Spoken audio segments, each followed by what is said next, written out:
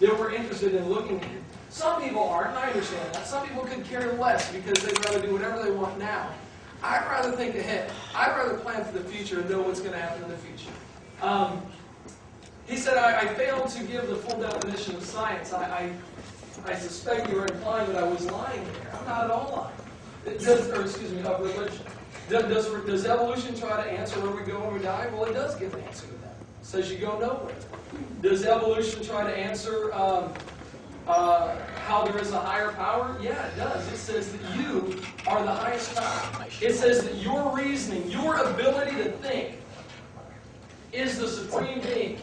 It is the highest power. Think with me here just a little bit on what is necessary to come to conclusions. What is necessary for you to be able to observe the world around you? What is necessary? You got 5 senses, right? Some people have 6. Most people got the 5 senses. Let me ask you, how do you trust your senses? How can you trust the thoughts that you come to and the conclusions that you make? How are those actually trustworthy? You say, oh, my senses determine that. Well, now we're begging the question, and if we're talking real logic, seeking out real truth, we'd have to admit that we are begging the question by saying, X is true because X is true. My senses are true because my senses are true. And it doesn't really get us anywhere. Ultimately, you have to get down to an ultimate standard, what they call a presupposition. Everybody has a presupposition. And I'll tell you right now, if it weren't for the God of the Bible, we could not know anything. Well, think about this, and I know that's a bold statement. Okay, I realize that's a bold statement, but think about it. How can we actually have knowledge if we really did evolve over billions of years,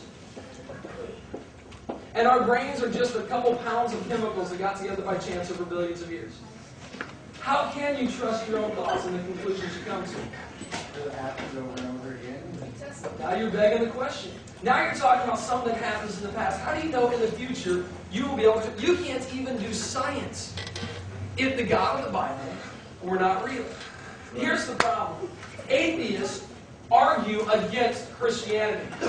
The problem is they stand on Christianity to make their argument. Atheists argue against the God of the Bible, but they're standing on the God of the Bible to make those claims. It would be like me standing right here arguing against the existence of air. However, I have to use air to argue against it.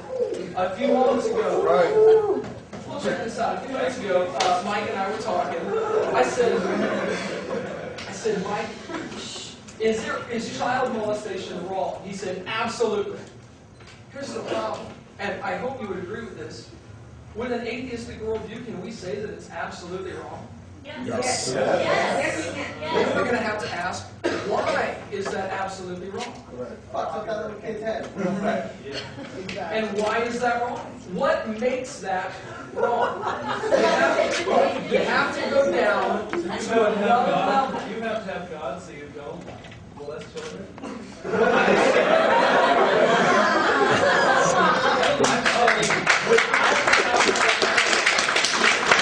You have just proved my point. You have used the God of the Bible that gives us a moral absolute standard in order to argue against the God of the Bible's absolute standard. Every single one of us in here knows that there are moral absolutes. The problem is the atheist worldview cannot account for them. The Christian worldview is the only worldview that can account for immaterial, universal, and unchanging laws of logic, mathematics, and morality. What about this? Hey, I disagree with him too, but why are we not interrupting him? Correct. Let's keep this nice and the Free Thinkers Club prides themselves in good debates, so if you guys can abide by those. We'll have audience questions afterwards. Okay, thank you.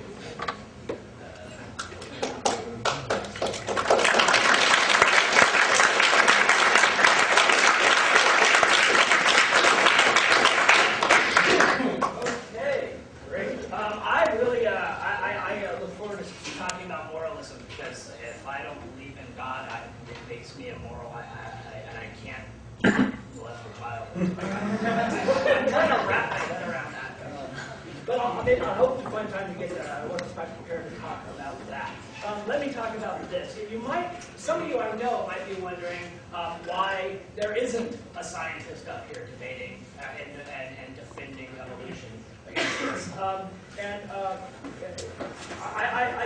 can't speak for all the scientists on the faculty, but I think the reason they choose to not engage in such a debate is scientists simply have no need to debate science with non-scientists. It's not part of the process. That's my opinion, though. You have to ask a scientist. And it also might just be the fact that the flyer that encouraged them to come out and debate was full of things they don't believe in, and a pirate symbol, which I guess everyone actually wanted to debate. And evolution isn't even a word. So, no, most scientists are not going to take that kind of thing seriously, I think. Also, a reason is that scientists don't debate in 5-minute sound bites. Their form of debate involves a really important process. They openly publish their research, required to be repeatable and independently reviewed by their peers, so that the general public can be assured that the theories presented are valid. You can't get to that kind of science in 5-minute sound bites like this. You just can't get to it. What is good for 5-minute sound bites? Advertising, selling things, that's what I'm about. Ideas, products, DVDs, propaganda. The propaganda is sort of a dirty word, it's sort of these days, but it's really just another word for advertising, for persuasive advertising. Look at some of those definitions. TV ads that we see every day, political ads and speeches, viral videos, much of that fits the definition of propaganda. We're hearing a lot of that today. Trust me. 5-minute chunks of propaganda are the preferred form of communication for pot-smoking pastafarians and other creationists. It works really well for that. It fits on a DVD too, $39.95 or $34.95. Plus shipping and handling, again, on their websites, both of them. I, on the other hand, have nothing to sell you, but hopefully a little bit of fact. Although I would encourage you to sign up for a real science class by a real scientist, that we are a college after all. Real science is far too complex and complicated for 5-minute sound bites. To get past that. And they're too complicated for Eric's Creation Minute segments. He does one of these on his website, and they're very, you can see them at creationminute.com. They are entertaining. They have nice graphics, strong color scheme, cute logo, flash animation, 3D modeling, video graphics. And put those all together, and what you get? Creation science. That's all it is, as far as I'm concerned. It's something out of nothing, really. There's nothing there, but it's something. He clearly has a good eye for graphic communication. Now, I might actually invite him to one of my classes to speak to my students. This is great persuasive design. Mike, not so good at it. He's going to have to work on his talent, I think. But Eric's got it, yeah.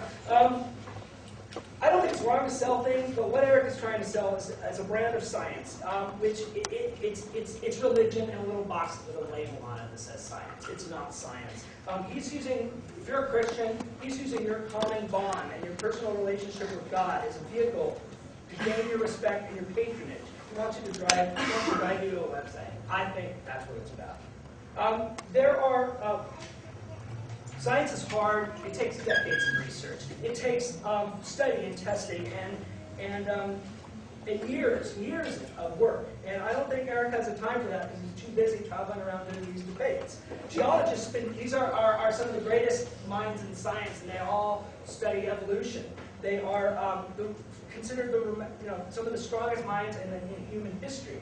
And they all understand this theory, and they know that it's fact. All Eric has to do, past that, is jump on a plane, as he said, look down, look at the valleys and the mountains and the fields, and that's all the facts he needs to know that God created it, and that the Great Flood created the Grand Canyon. That's a dark photo. And Thank you. that's not science. That's just laziness.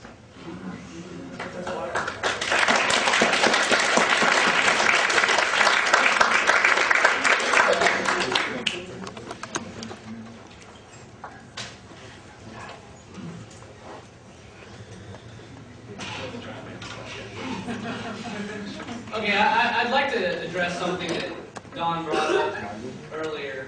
As soon as my computer stopped ripping up. Just a moment. with respect to definitions. He pointed out a definition that Mr. Hovind used in ARC, I believe you might remember, a little while back. And he insinuated that it was disingenuous. As you correctly pointed out, he was insinuating he may have been lying. Now, while I was sitting here, I took a look at the actual definition that was used last debate, and found that he did, in fact, edit it just a little bit. He just cut out the part about God when he, used that to say that science is a religion. But I really think, folks, he was really just trying to save us time, because when it comes down to it, you don't want to have to read all those extra words. Now, for those of you in the audience that are interested in getting into mine and Eric's line of work, I discussed this very issue in the add-on to my lecture series entitled Reduce, Reuse, Redefine. And you can't find that on my website. Anyhow, I'd like to point out that Mr. Button is being disingenuous himself. You see, the tack he's taking is what's called an ad hominem attack. He's attacking